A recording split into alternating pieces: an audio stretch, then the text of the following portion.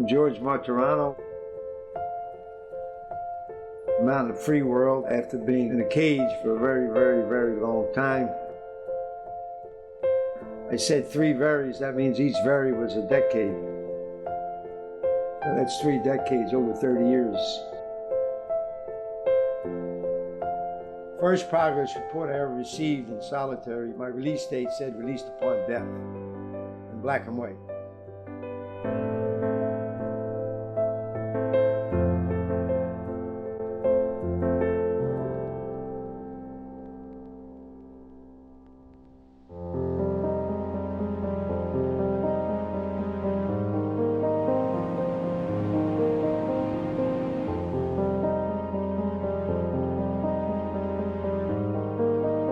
Benny the Gimp D. Simone.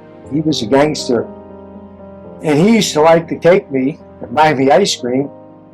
One day a car pulled up and they killed him. They blew him away. So now my father's only 19 and that's how he started getting his respect. He tracked each one of them down. Father didn't kill him. He wasn't a killer then. And he beat them bad, put them all in the hospital. And that's how he got his reputation, and that's how people started knowing. When he got out of prison, he was on probation. We came back to the city because everything burned down. The house burned down, the farm burned down, everything burned down. So you lost everything you had in the world. I don't know, it was insured. Everything burned. The next thing I know, we were back in Philly. Growing up with the mob, I always realized every time there was a serious problem with somebody, it was always because he told them some lie or he cheated. The guys that didn't do that had problems, but they were worked out. I seen guys, disappear. My father was a respected guy. This was his neighborhood. He actually he did a lot in this neighborhood because he was an old-time racket guy, especially when there was a troubled household. A young person was being abused and beaten by a drunken father. We interceded with a lot of that young guys growing up that had troubled childhoods and troubled homes. The years go by and then I'm in prison, and I think that's what led me in prison to be a mentor, educator, and I did the best I could to change a lot of lives from the cage. My father was a tall, good-looking guy. The marriage just has her ups and downs. My mom, she was a good wife all those years. He was very cultured, read a lot, liked to travel. During the day, strictly business. He was with Harry and Ange. He was with Harry first and then he was with Ange. But my father couldn't just leave Harry to go with Ange, so he stood with Harry, which he shouldn't have did. And that's when Harry made him deliver something and he got to 10 years. Harry explained it to me one time, before Ange became the boss. All your Northeast cities, Boston, New York, Philly, you had it's called Paiseias, that means what type of Italian are you? Are you Sicilian? Are you Calabrese? Are you Napolitan? Are you Bruzzese? Your Bruzzese were along 7th Street. Your Calabreses were more in the Italian market. So each Paese had a boss. Nobody could really grow because there was too many bosses. The night of 1,000 sabers, Lucky killed them all because he couldn't get nothing done. Then was formed the Cosa Nostra. Cosa Nostra means our thing in Italian. Traditional 5 mafia families out of New York that continue to today. Gambino, Genovese, Colombo, Bonanno, and Lucchese. They trace their roots all the way back to the 1910s and 1920s when the organization was first put together. And New York was the epicenter of organized crime, as it is the epicenter of so much else in America. I was 19, I went to Baltimore. It was 2 solid blocks of bars. We went in there with cash, we bought 3. We bought the biggest one, was K's. It was my job, every 4 hours I used to clear out the register. And then I had a room full of booze. So I would administer the booze to each place. And every bar had to pay $5.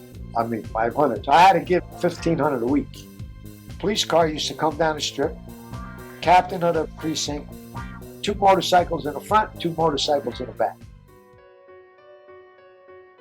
Philadelphia was having a mob war, and there was a lot of guys wind up getting found in alleyways and dumpsters and stuff like that. I'm having dinner.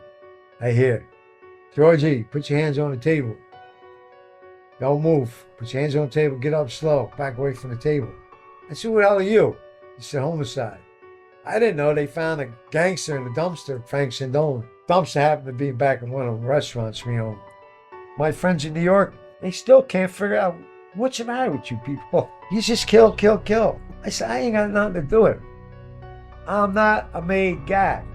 Used to be traditionally to become a made man, one, you had to be Italian on both sides, your mother and your father. And it also used to be to become a made man, you had to participate in a murder. Kill somebody, set somebody up, to get rid of the body, be culpable in some fashion. And then you would go through an initiation ceremony, a making ceremony.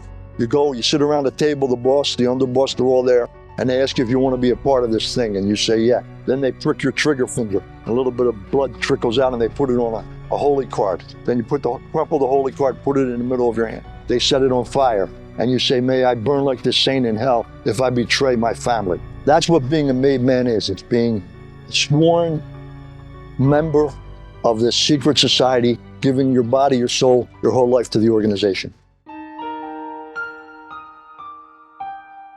I went into the weed business and declared myself. I say, listen, I got an opportunity to make money.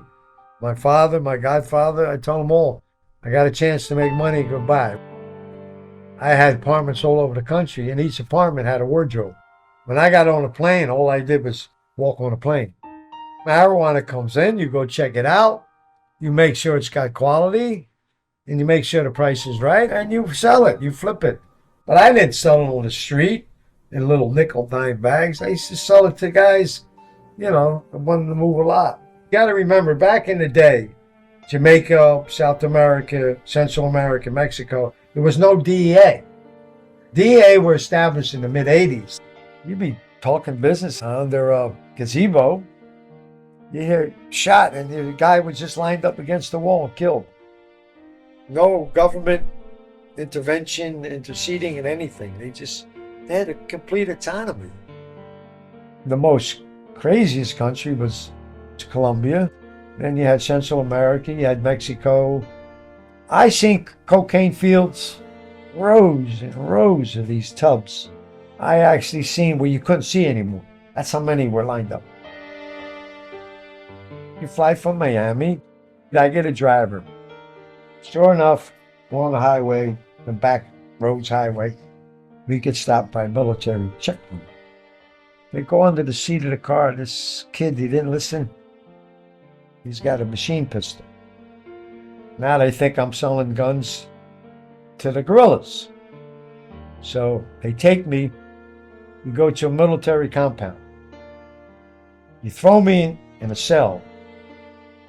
But I was always smart. When I used to travel back in them days, I used to have secret pockets in my clothes. And I always used to carry 3 diamonds, 3 1-carat diamonds.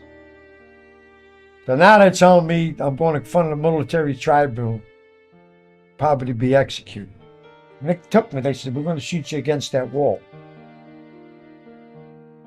So I waited till the night, got a hold of a guard, went in my secret little pocket, showed him the diamond, said, telephone. And I made the call. Got lucky I got a hold of somebody in Barranquilla. I says, come with 20,000 US. Don't bring Colombian money. Come with 20,000 US. They were there the next day. The same people that were going to execute me, I was in the commander's office. We were drinking cognac. Said, you my best friend. Don't worry, I got marijuana for you. So we became buddies. And that was the last time I went there. I got out of there. Well, first of all, it was mainly legitimate. The weed was just, I worked all my life, really worked hard. Worked all my life. I was only illegal, and my indictment says it, for 3 years. I never even had a parking ticket. When Ann's died, I had an opportunity to make some money with marijuana, and I took it. I worked all my life. You got to remember, my father went to prison when I was a kid, and I had 3 sisters, and my mother worked. And I wasn't going to let my sisters work for nothing. I worked after school, 8, 9 years old. Make sure my sisters had everything they wanted for school. So yeah, I worked.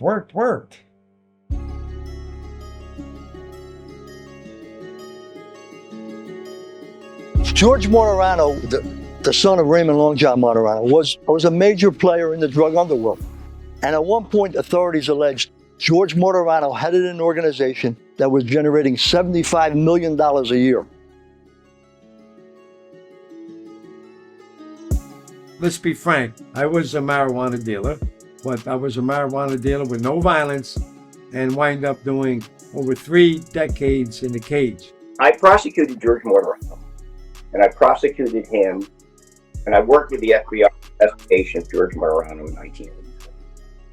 The fact as to what his drug dealing is all about is contained in this. It's his plea agreement. And the facts in this plea agreement, That's what we need. it's George's words in 104 recorded conversations. There's nowhere else to go. His words established that he was a drug kingpin. He had cocaine, he had Quaaludes, he had marijuana, he had heroin, and they were in massive amounts. It was marijuana so much that he actually had an airstrip in Florida that we confiscated. He was a business entrepreneur. He had a restaurant. He was street smart. He had phony identification. He went to Colombia to search out sources. The government, since the beginning of time, has always put in the indictment, the also known as the AKA. It gives the government the ability to argue that these guys appear or sound more nefarious than they actually are. Invariably, at the state and local level, that prosecutor is going to say, this has a street value of $80 million. I've never seen $80 million in any drug house, no matter what the hell they were selling, no matter how much they were selling, no matter how much they were moving on a daily basis. People say, well, when we look you up, there's other drugs in your case. And I said, sure, there's other drugs in my case. Because people are on tape saying that I was involved with. Indirectly, you might say I was, but all I did after a while, when you're on the street, so you lend people money, and they take the money and go into business, but they use your name. The people the Met people, I never dealt in heroin, never. Street money has to stay in the street if you're smart. You never put it in anything legitimate. And that's why I had no violence. When a guy would owe money, just keep going. I'm not going to kill anybody over a plant. The evidence was marijuana. Now, they may have jacked it up to justify the deal they cut. When the government gets involved, they have the funds, the manpower.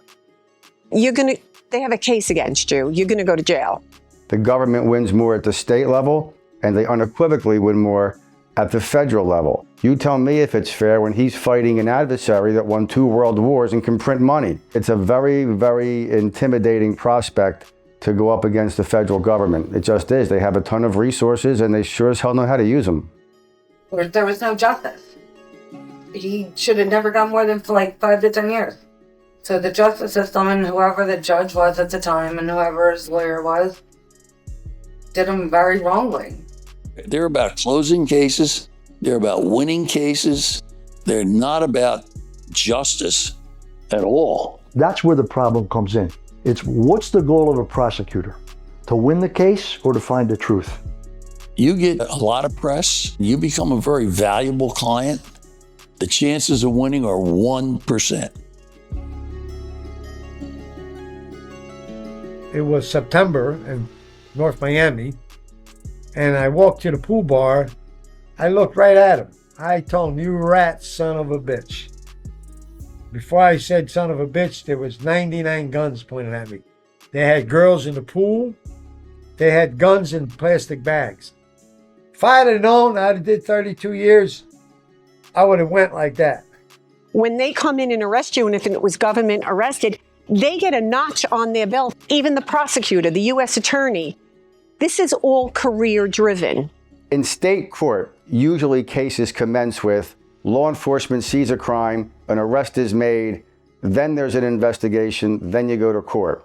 The federal system, to a large extent, is the opposite. The federal system is, we're going to look at you for a few years. Then we're going to tap your phone. Then we're going to look through your trash. Then we're going to check your emails. Then we're going to read your text messages. Then we're going to talk to your friends. Then we're going to drop subpoenas to bring people in front of a grand jury. And then when that noose is just about cutting off both your blood and oxygen, then we're going to lock you up. So by the time the federal government arrests you, the cases are substantially stronger than most cases you see at the state level. That was a big mistake, because when I put the cuffs on me in Miami, I had friends, top lawyers in Miami. I was on the phone a little bit with Philly. Nicky said, you got to take Bobby. You got to take Bobby. Bobby was a really, really good criminal trial defense lawyer. He was one of those guys that made a specialty out of representing the mob guys. I have found that those guys are very selective in the lawyers they pick. And I think their first requirement is loyalty to them and that they keep their mouth shut. Bobby Simone was Nick Scarfo's lawyer. He was Scarfo's personal friend. I believe that Bobby Simone was also Nick Scarfo's consigliere. Bob Simone was Nicky's lawyer for a lot of years. Nicky had 2 or 3 murder trials that Simone beat. People don't know, Nicky never paid him. Nicky never paid him. So when it came, I'm in jail, facing life for the rest of my life. Nicky's out. He needs Simone to defend him. So what's it? So I went this way, and Simone went that way with Nicky. It's well documented that the Martoranos were involved in drug trafficking. This goes back to Long John and to other members of his family, especially in South Jersey. It was a time where crime was at its highest. And I think that it was getting so bad that the streets were really taking over. Let us not forget that during the tenure of Angelo Bruno, he basically did not want narcotics trafficking a part of his regimen. Others, like Long John, engaged in drug trafficking with or without the approval of Bruno. And narcotics trafficking in South Jersey became an issue as to who was going to control it, whether it was New York or whether it was Philadelphia.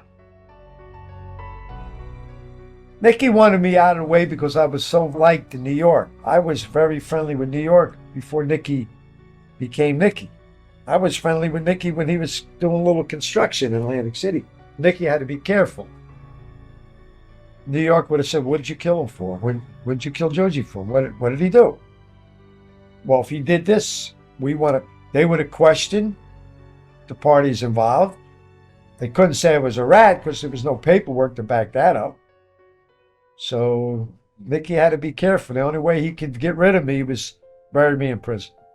Even back then, when you saw the pictures of mob bosses slumped over at their steering wheel with bullet holes in the back of their head and all, that was organized crime. In other words, you knew it wasn't going to happen to you because these people did somebody in that organization wrong. You got to understand the situation in Philadelphia. It was very quiet. There was no trouble, no violence on the streets for a very, very long time, and then it just exploded. A lot of homicides, a lot of murders, a lot of killings, and a lot of hits. Angelo Bruno had a live and let live philosophy. Make money, don't make headlines, don't call attention to yourself. Violence is a negotiating tool of last resort. Scarfo becomes the boss in 1981, and that all changes. You know, Angelo Bruno, murder was a negotiating tool of last resort. If all else failed, somebody might get whacked. With Scarfo, murder was a calling card. Nicodemo Starfo comes into play in 1981 and really changes the face of organized crime in Philadelphia. Stevie Boris was head of the Greek mob in Philadelphia in the late 1970s, 1980s. Boris and his date go to dinner with Long John Martorano and Martorano's wife. Two gunmen walk in and they shoot Boris and they shoot and kill his date, Jeanette Curo. A guy named Neil Ferber. He gets arrested for the murder. And Ferber gets convicted of first-degree murder, sentenced to death. He's on death row. What comes out later is the jailhouse snitch failed a lie detector test when the police gave it to him, but the police didn't tell the DA's office. The word on the street and the word in law enforcement circles were, Long John Martorano set that up. And the shooters were the late Frankie Vedino and his son, George Martorano. If you start to look at Philadelphia in the early 1980s, beginning with the Bruno murder, there must have been 20, 25 murders over a 4 or 5 year period. This was just one of them. When indictments come down, there's some kind of a wheel that evolves and the judge gets assigned to your case. Simone came and told me, he said, we got the worst judge, but the best judge. And when an attorney tells you got the worst judge and he says the best judge, I'm smart enough to not ask anymore. My father was very much a no-nonsense person. And in fact, if you were to be sentenced in front of my father, it always made those that were going to be sentenced a little nervous because he could be tough. Dad knew Bobby Simone well as an outstanding lawyer in Philadelphia. Lawyers that knew Dad well, he would socialize with lawyers. Pled to what I was offered, 10 years. Judge Hannum was a character witness in Bobby Simone's tax evasion trial in U.S. court in Camden. After George Martorano pled guilty, but before Martorano was sentenced. In that window was when Hannum testified at that trial. When Hannum made all the newspapers, got all that bad publicity with Simone, Simone came to me. Oh, it's not going to be 10, it's going to be 15. No way. He was just setting me up. Here's Hannum, who testifies in Bobby Simone's trial as a character witness. Now he's got to sentence Simone's defendant, and he doesn't want to look like he's giving Simone a break. So he bends over backwards the other way. Should have never even been sentencing. Should have recused himself. My dad being a character witness at Bobby Simone's trial was the typical example of Dad stepping forward. He was Dad's friend. He needed some support. Dad was going to be there. George Martorano pleads guilty, and the guidelines for what he's pleading guilty to is 10 years no parole to life no parole. And ordinarily when you plead guilty, you get some kind of break. You know, instead of getting the maximum, you're going to somewhere between the minimum and the maximum, somewhere in the middle. Life in prison with no parole after you plead guilty, something was wrong there. In 1980, you would have a plea agreement. You would have a plea if it was 1910. You would have a plea agreement. You just don't go in there nude. However, with George, it was a different story because Simone told him about his personal relationship with Judge Hannum. When you have a gentleman dealing marijuana, when you have his adversary, the United States government, the Department of Justice, seeking a sentence of under 10 years, and the judge slams the hammer repeatedly by sentencing that man to a period of incarceration, which is the rest of his life. Something made that court depart dramatically above the applicable guideline range.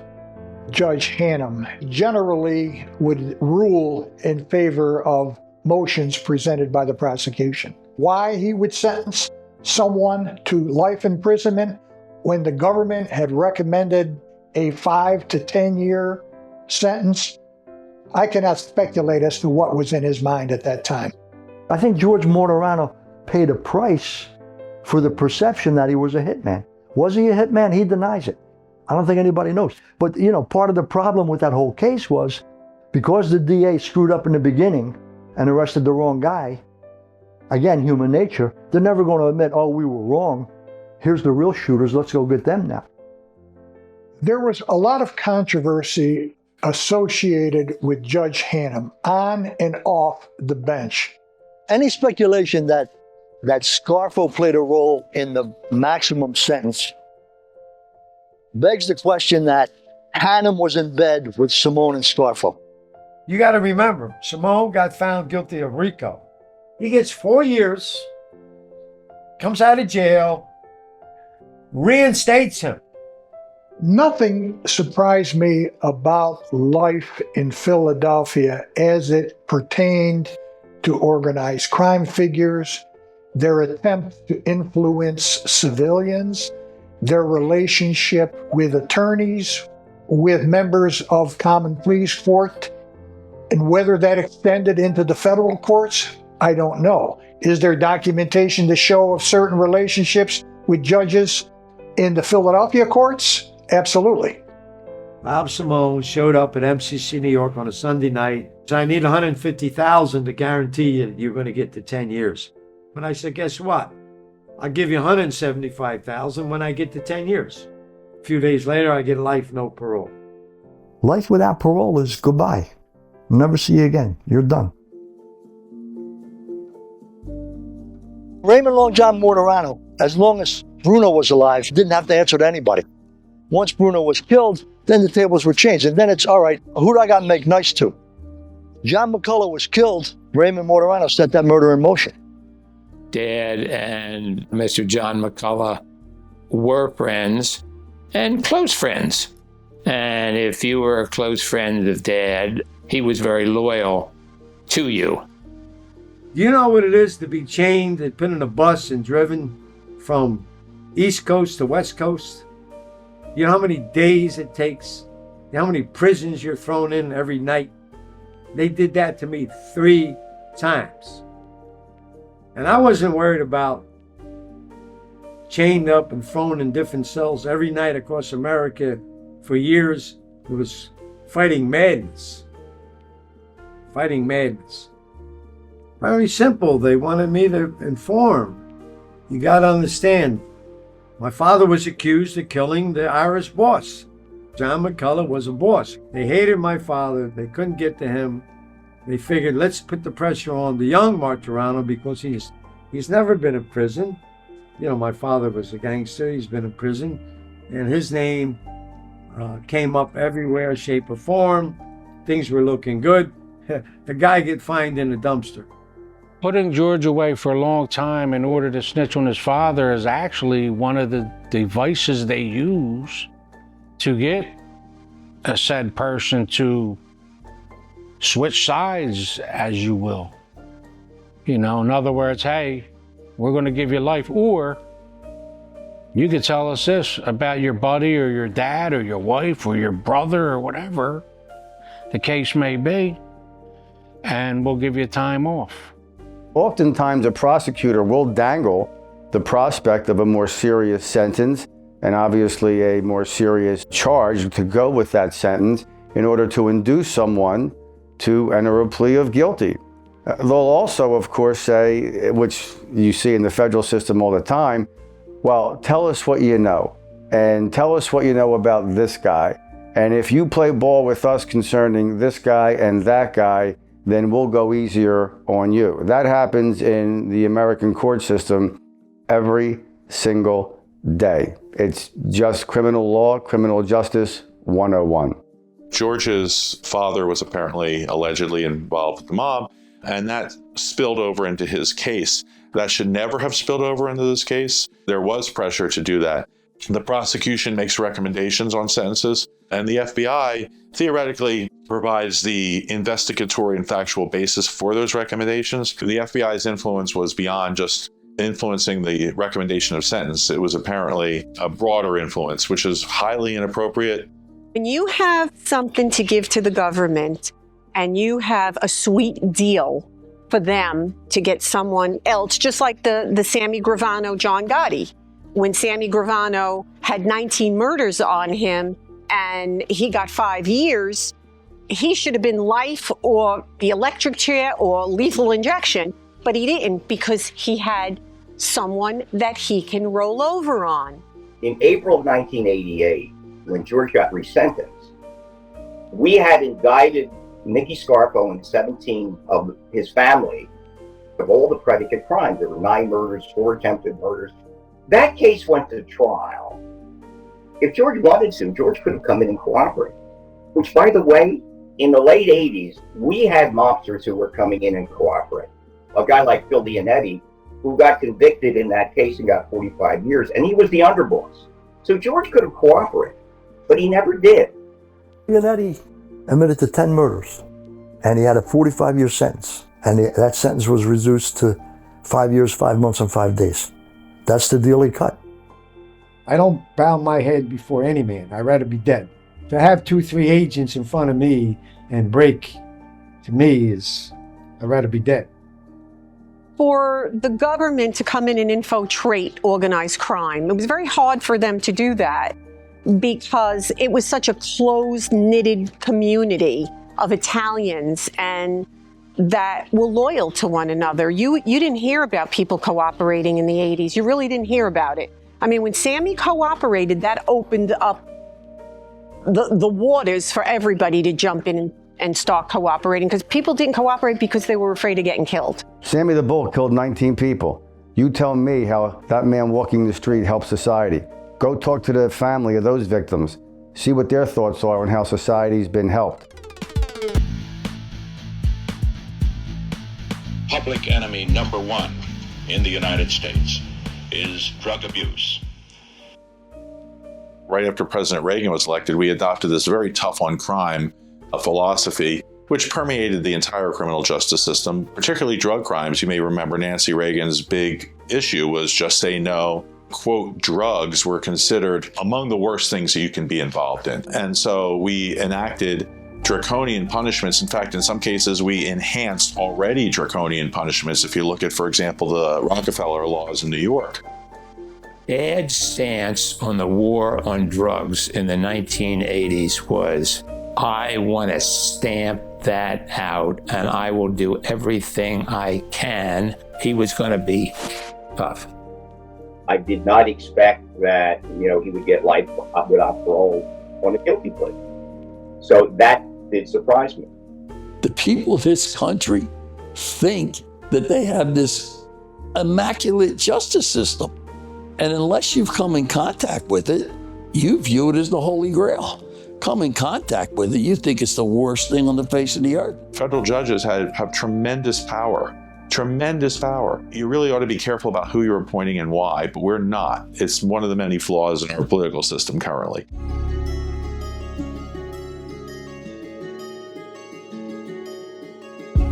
The second half of the George Martorano story, when he went to prison, what he did while he was in prison, and how he basically rehabilitated himself, is an amazing story.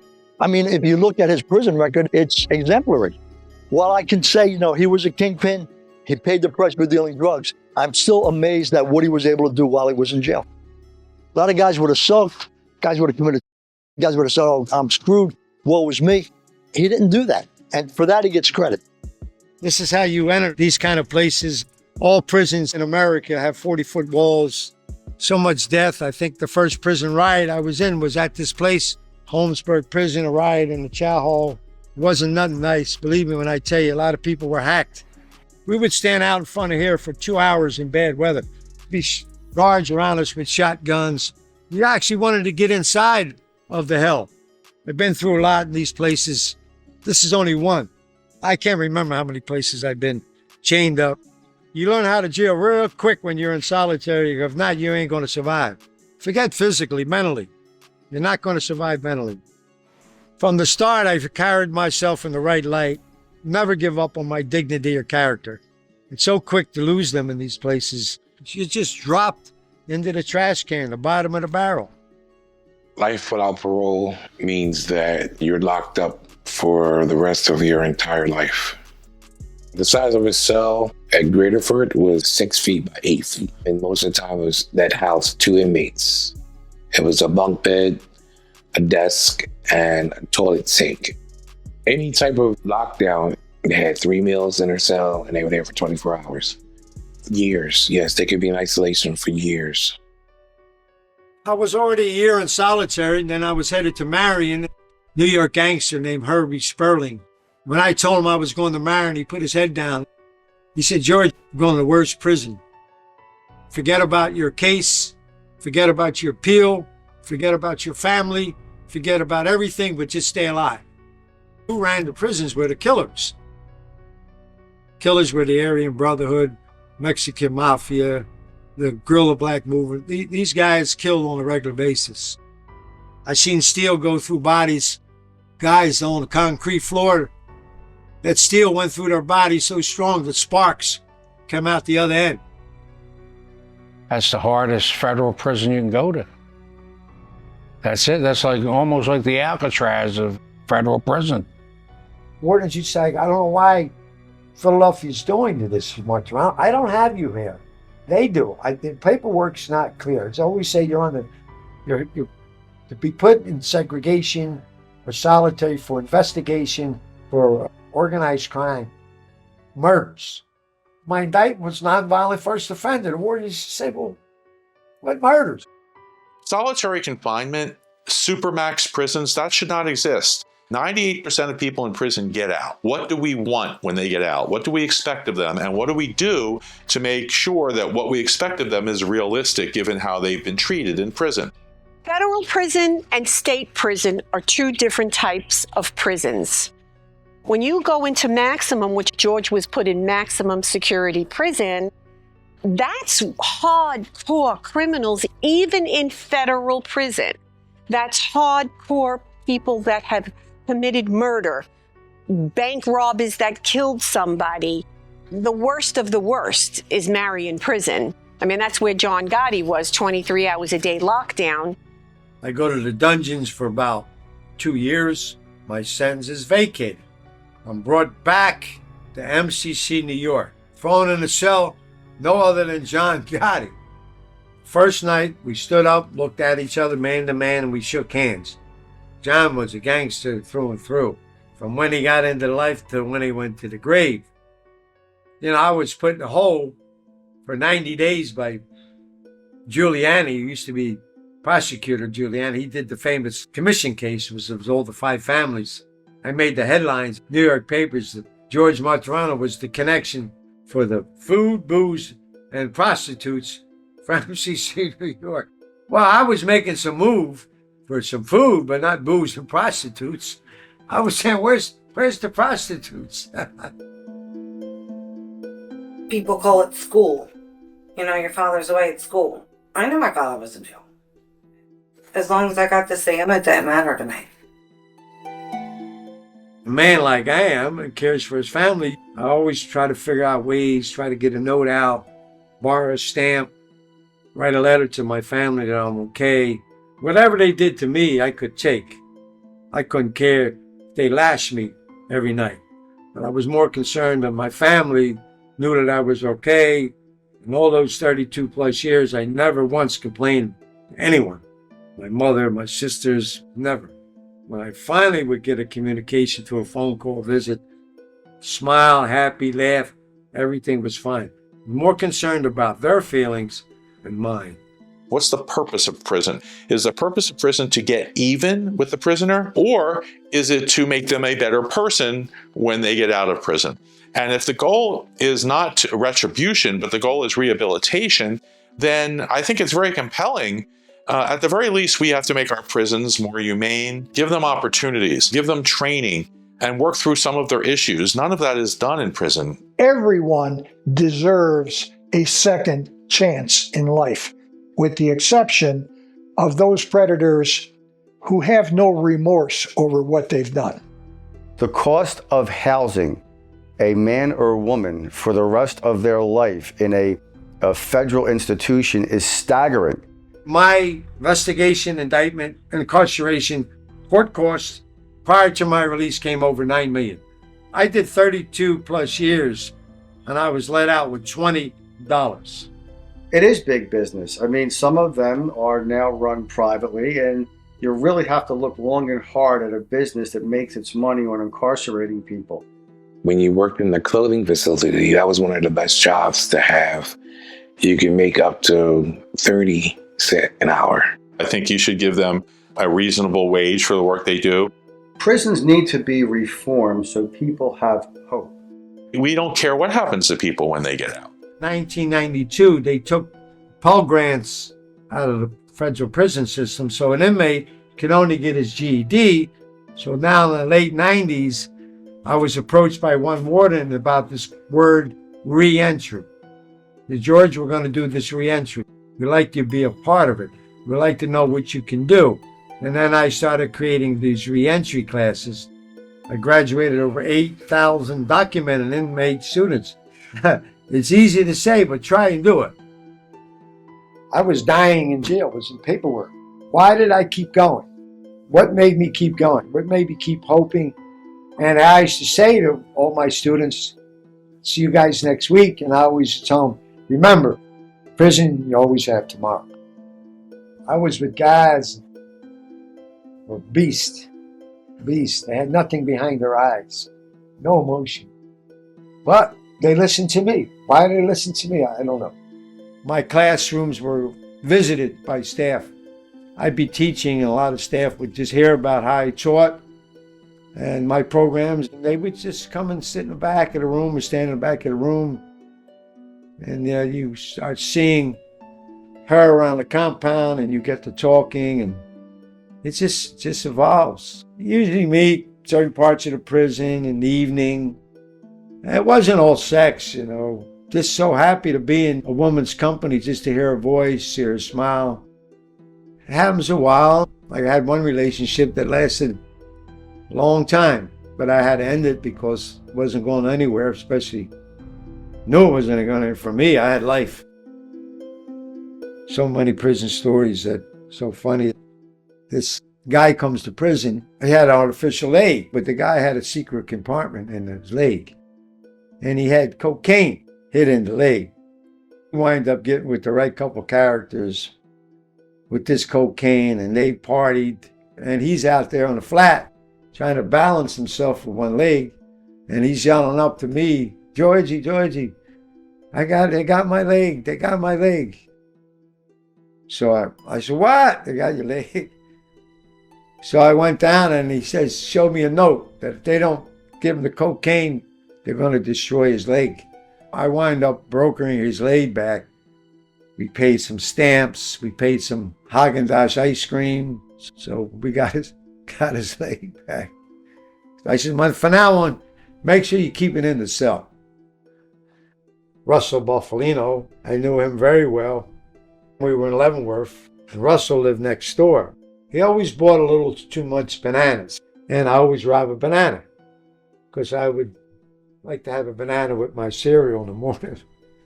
And we had this conversation like numerous times. He says, Georgie, they don't think I know, but somebody's robbing my bananas. And I would have the banana. I said, what? You mean somebody went in your cell and taken your bananas? Well, guess what? That's a big problem. When we find out, I'll handle it personally. And I'm cutting the bananas.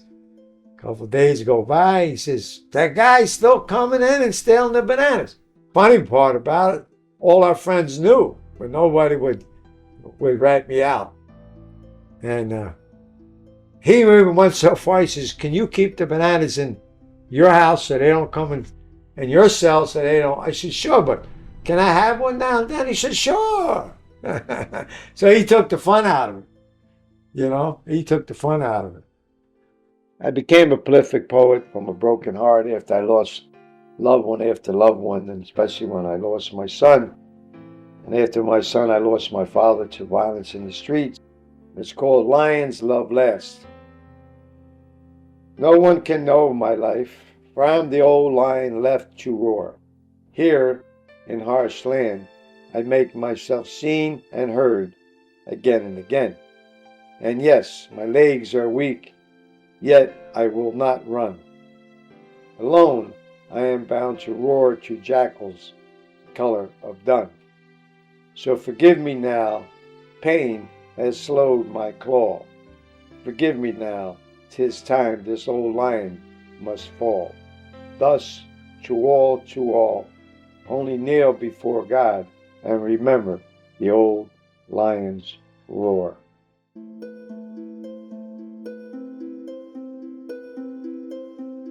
It is damn close to mission impossible not to get the appeal. The difficulty is not getting an appeal after convicted. You have an absolute right to file an appeal to the appellate court, whether it's at the state level with a state conviction or the federal level with a federal conviction. It's the prevailing on the appeal that's very, very difficult. To get a conviction reversed is hard as hell. It really is next to mission impossible. Judges are very thorough to keep the record clean, to resolve any issues then and there at the trial level, so there's no controversy. And you have to have an issue that not only is a violation of law in and of itself, sometimes that may work, but sometimes you need an issue that's a violation of the law and the ability to show, but for my issue, I would have been found not guilty. Sometimes you have courts say, you're right, Mr. Defendant. The judge screwed up. The prosecutor shouldn't have done that. However, we consider that error to be harmless because the totality of the evidence against you is such that you would have been convicted anyway. There's guys in law enforcement, if something comes up, Martorano's appeal, or Martorano's asking for this, those guys, to the extent that they can have influence, are going to say, screw him. I'm not going to do anything to help him out. He got away with murder. The fact that Mr. Martorano may be thought of as a trigger man in an unsolved homicide, okay. Obviously, there's not a modicum of evidence. There's been no arrest. I mean, think about this. The easiest way to charge a person is how? Convene a grand jury, okay? I tend to think if there was a scintilla of evidence that Mr. Martorano was involved in the shooting of Mr. Boris, there would have been a grand jury and there would have been an indictment. That's just human nature. And that happens all the time. It's here's the facts, here's the evidence, here's the conviction, and here's the reality. And the reality is a mix of a lot of things, including things that law enforcement people know or believe that they can't prove or haven't been able to prove. That just happens. The system failed here. It didn't work. And it's one example. And I think it's also important, more important, because of what he did after he went to prison. And that's the amazing story.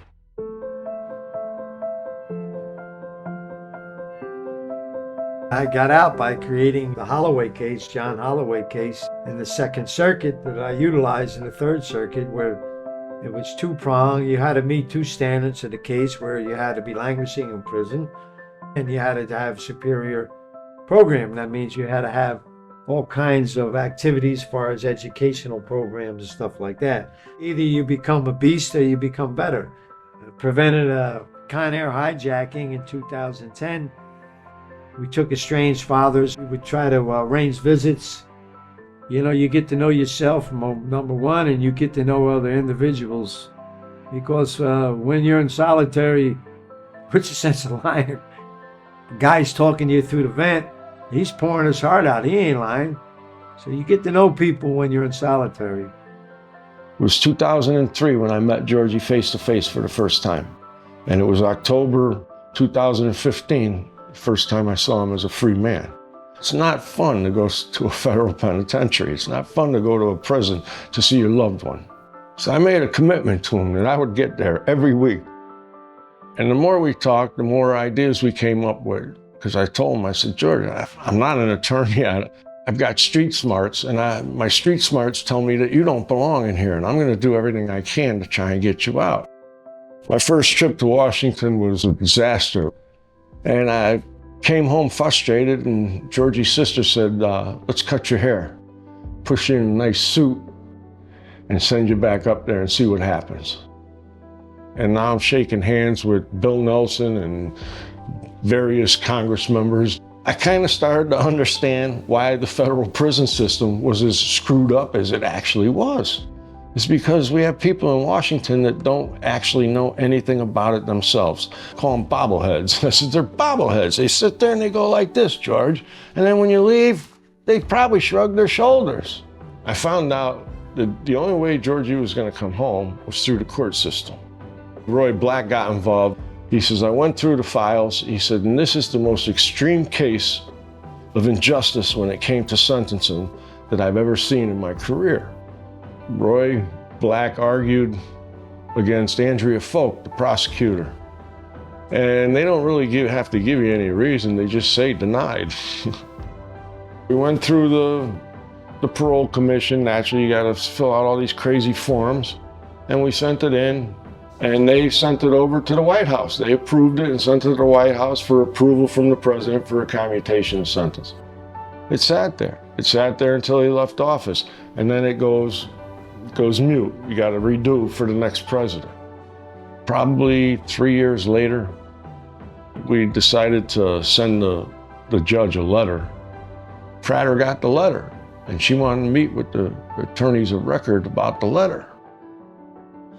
I was assigned the case in 2009. I also had a related case, which may have been the reason I was assigned, involving his son, who was acquitted of a drug charge and unfortunately died a year later. My concern was that commutation might be either politically complicated because he had really such a bad series of offenses, and it wouldn't be soon enough. He was in a situation where there was not much that could be done about his life sentence on the basis of just appealing or post-conviction hearings. After the motion that involved Roy Black was argued in district court and rejected. And then we argued in the Third Circuit, and the Third Circuit affirmed its rejection.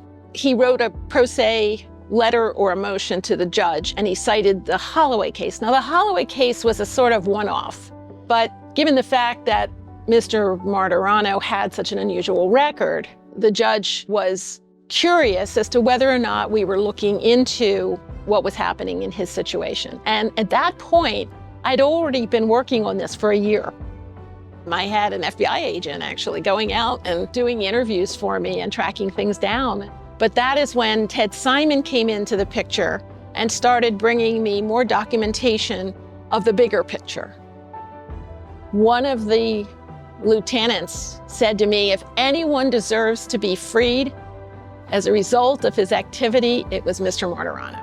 That spoke truly volumes to me, and that sentiment was repeated with virtually everyone else at his institution. At the time, it was Coleman, but it was also true really all the way back for at least 20 years in the other institutions where he was. He had a completely clean prison record. It's almost unheard of. There were a number of ways he made these institutions safer. He was involved in intervention. He helped to make sure that inmates who needed medication took their medication. He provided all these courses that showed inmates that the way they were behaving on the street was wrong, that they shouldn't behave violently. They shouldn't behave violently amongst each other in the prison. I read some amazing letters from inmates who said that George Martorano completely changed their way of thinking about society and their life and how to cope. His interaction with the inmates made the institution safer. It just did. And not only safer, but better. I mean, there should be a George Martorano in every prison. There really should. I wish we could clone him. Ultimately, after going through everything, I petitioned my office to approve our filing a motion to release Mr. Martorano and allow the judge to resentence him to time served. The people running the prison at Coleman were his biggest advocates to get this relief. And when they heard it, it was in fact a party. It was joyous. It was a joyous occasion. And they did everything they could to just make sure everything was taken care of, the paperwork was done. And I believe it was just the very next day that he was finally released. It was a really happy occasion. I have to say that, our job as prosecutors, obviously, is to investigate crimes and put people in jail if necessary. But it's one of our greatest joys to be able to do something like this. I mean, this is entirely consistent with doing justice and making the justice system work for everybody. So it's one of my prouder moments. And Ted was down there and he was calling me and giving me a point by point what was going on down there. One of the amazing things about George Martorano is that with all of the motions that he filed, he never asked for any benefit for everything that he was doing. He did that to make things better. He was not doing this because he thought it would get him out of jail. He was doing this because he cared and he wanted to make their lives better, knowing that he may not ever see outside of prison and that this would never help him. He did it for others. And that's a really unique quality. It's a unique quality outside the prison. I don't know that there are too many others that would ever measure up to what he's done. Monday evening, I walked into this house, and at the table over there was sitting Georgie and Theodore Simon. And his sister was standing right here in the kitchen. What a feeling. What a feeling. And now I see Georgie out here, and I know why. Because he's smiling, and he's doing what he wants to do. And he's becoming successful legally. Every morning when I get up and I'm free, I always start out with a big chuckle. Because literally I was supposed to die in prison. Like it never, like no time ever went by. A lot of people like look at me when I say that like I'm crazy. But it's like no time went by. We clicked. I'm in my home. It's been in my life since 1952. This home to me is the love relationship, but I also fight much sorrow. You know, I lost loved ones in this home. My wife, my son, my mother, my father. You cannot run away from history. You cannot run away from love. You cannot even run away from sorrow. You must stay the course. It's easy to run, but it's very hard to stay. And I'm going to stay here. I try to bring as much joy into the house as I can and the right perspective, especially for my daughter. My life's all about my daughter right now. She was only 4 years old when I went to prison.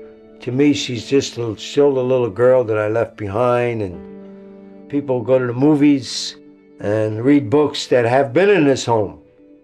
My godfather, Angelo Bruno, Frank Sinatra, my father, Long John. It's such a history. All walks of life, politically, gangsters, professionals. This house has had them all here for dinner parties and so many memories, good and bad. I was home like 72 hours and I was booked all over Florida to speak with these organizations. I got to hearing about the CBD. I knew about marijuana, but I didn't know about CBD. I learned all I can. You remember, I went away from marijuana. Then I come out in the CBD.